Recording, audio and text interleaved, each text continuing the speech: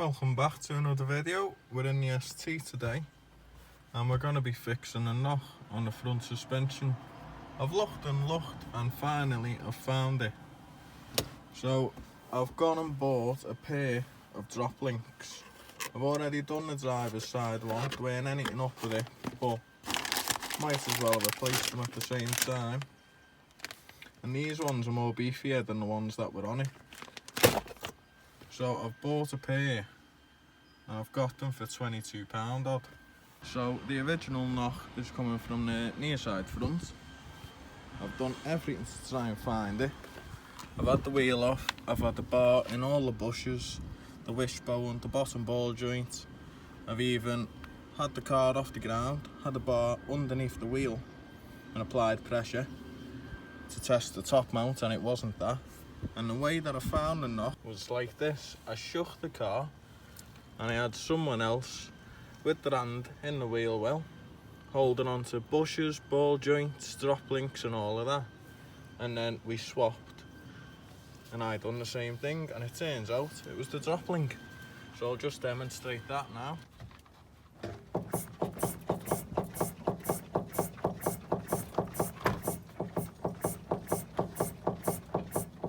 Here we've got it, stripped down just a little bit. I've got the nut on the top taken off. I had to cut down the side of it with the grinder just to relieve the pressure because it was seized on there, couldn't get it by hand. So with weight on the axle and with weight off the axle, there was no play up or down in the drop link. I could only find it when the car was on the floor and I was shaking it. And then that's then when I've had hold of the drop link and I've been able to feel a knock at the same time I was hearing it. With the top nut removed, I've got a bar in. I'm just going to apply tension to the anti-roll bar. Now that should pop out.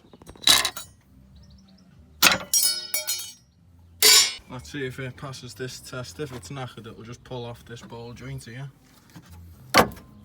Yeah, straight off. And the top one.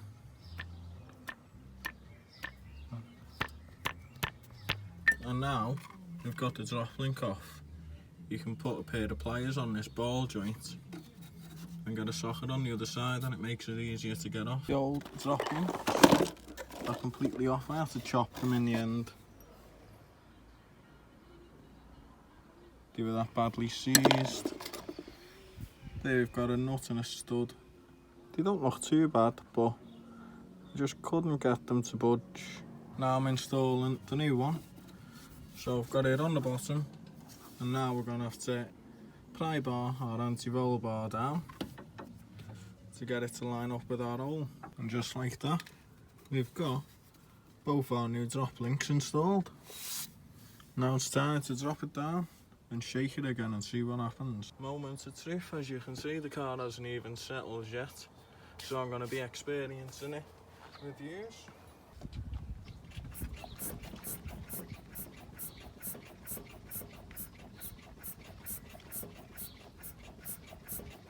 As we can see, there's absolutely no noise there now. There might have been a little one that you could hear in the background, but that was just the exhaust hitting the bumper because the bumper isn't on properly. So that's good for us, but when I bought the car I was told it needed 4 new springs. And you see what I've done with the back ones, all I've done was paint them so it didn't get an advisory on the MOT. And the front springs, I've not even done anything to them. So the knocking was just a £12 fix on the near side front corner. So I think that they've seen the previous owner of this car coming.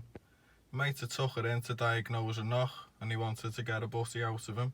So they said it needed 4 new springs because that's what I've been told by the previous owner. But all it needed was a drop link. That was one of my main concerns when I bought this car, was the knocking. It sounds terrible when you're driving it, and I was really surprised that it turned out to be a drop link. But all in all, I'm happy with it. So that's going to be the end of the video. If you liked it, go ahead and leave a like. Don't forget to comment and make sure to subscribe so you can catch more ST content.